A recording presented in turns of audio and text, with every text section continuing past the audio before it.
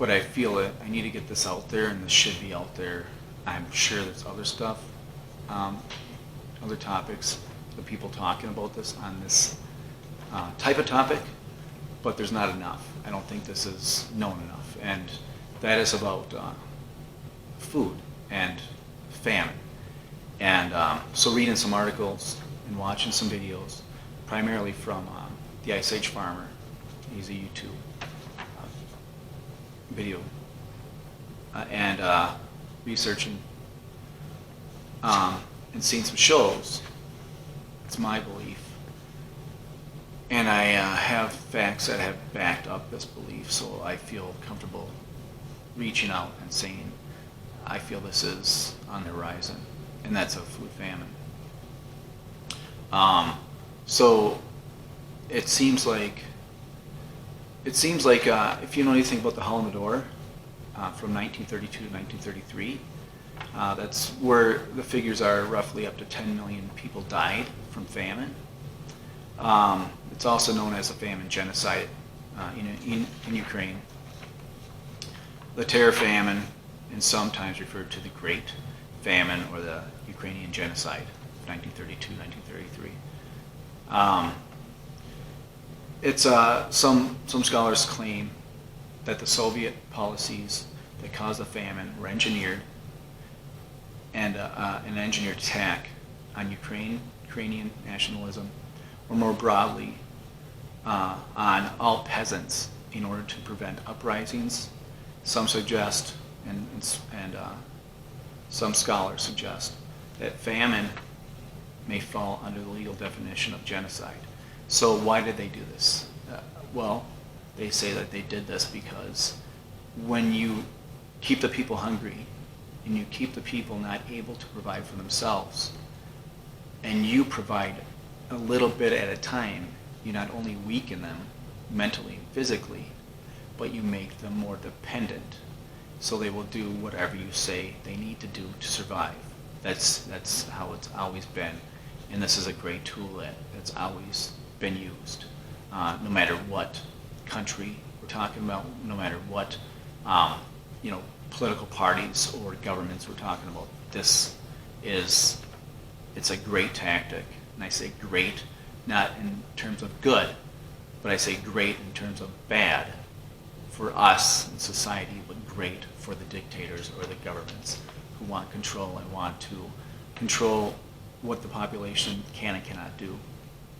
So, with that being said, I know this made me think back to when the United States recently had the toilet paper shortage, which also brought into the paper towel shortage and anything else that related to toilet paper.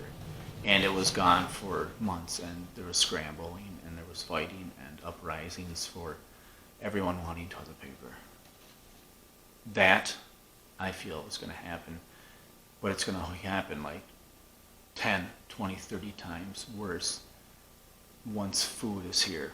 And they are going through, and they've already started this with the fake fraudulent COVID-19 tests. They started this back earlier this spring, summer of 2020, to shut down farms and to close farming of pigs, to shut down grain farms, shut down even some other farms with cows and milk producing farms, that kind of stuff. They either shut them down or made them so restrictive that the farmers could no longer benefit, no longer survive on that. So they had to just dump their crop, bury it, because they had no workers to work the fields. So it just had to sit there. And that's happened. It's still happening. It's just being brushed over and covered up and not given the light that it needs, the spotlight that it needs.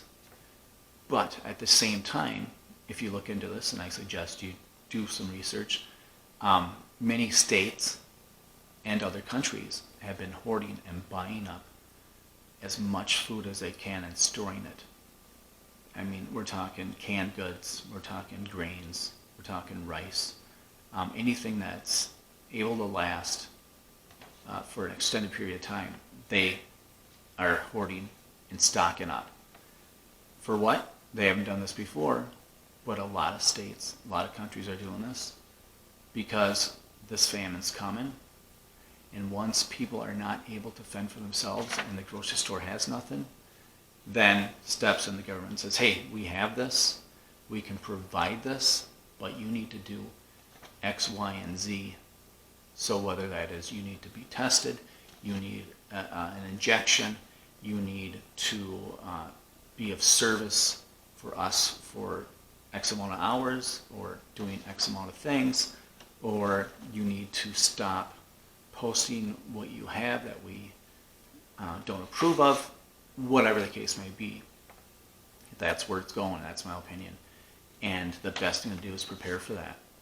And I'm not talking survivalist, apocalypse is coming kind of stuff. I'm just talking smart things to do. And on the food aspect of it, besides the protecting your wealth, preserving your wealth, like I've talked about with the gold and silver and other things, I think gardening, get involved in gardening. Whether you're in an area right now that you can't start gardening because it's cold, it's snowy maybe, it's frozen ground, you can always get some sort of garden going, whether that's a potted garden in your house. You could have a handful of pots, or if you have the room, have a dozen or 2 dozen, and just garden in the pots. Just get it going.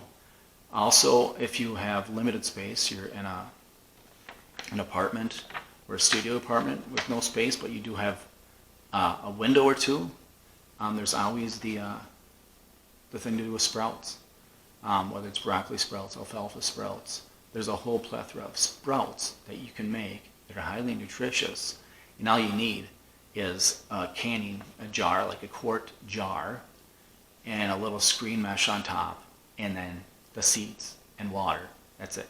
And then you just have to attend to them over a series of 3 to 5 days with rinsing, that kind of stuff, and pretty soon, voila, you got a whole jar of nutritious, highly nutritious sprouts that's highly beneficial for you in your survival. It may be for your survival. No matter I can't see what's coming, definitely, but I have a hunch and a feeling. That's what we've been, under the guise of trying to prepare and make ourselves, more in a position to survive better, if not at all. So with that being said, the gardening types, you can garden in the ground, like I said. You can start with pots. You can do a hay bale garden, like I've spoke of before. Look into that. That's probably one of my favorites, and we've been doing this for years. The best thing is no weeding. And if you can take out the weeding, you save hours of time if you're going to have a large garden. I highly recommend that. That has been a time saver for us, and we really do thrive with that. So the sprouts, like I said, look into that. It's real simple.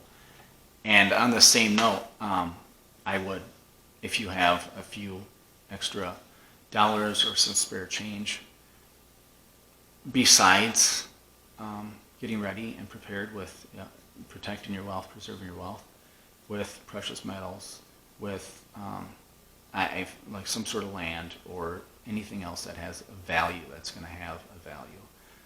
Why not start buying some seeds? We've bought some seeds, and it doesn't have to be a plethora of them. You can just start buying seeds and start looking into it, start learning. You don't have to know everything before you start doing something, and that something might just be purchasing some seeds, because I know when this whole, I call it scandemic, started, and they started implementing things. I want to say it was like early March, maybe late March, early April, somewhere around that time frame. There was a couple states that stopped allowing the sale of seeds in your local stores. You could no longer go, even though the seeds were on the rack and they were there, they were no longer available for purchase. They had the caution tape in front of it at some places, and you were not allowed to purchase seeds. Why? Well, they said it's not a necessity. That's when they started this whole what's important and what's not important, and they decided that wasn't important. So I'm not sure if some states are still under that same type of restriction, but as always, don't wait until you have to rush for it. I would get out there and I would just start looking at seeds and just buying some here and there. I mean, they will store, if you have a place that's not damp, they'll store for a long period of time, and at least you can start to dabble, and they're not expensive, but they're available. That's the key. They are available right now. Some places online you can find. We've purchased online too.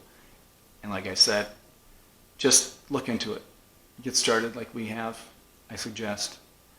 It's just my opinion, but I feel this is coming. I will try to provide some links to Ice Age Farmer and a few other links below, so you can at least get started on this. As always, stay vigilant, protect yourself, protect your health.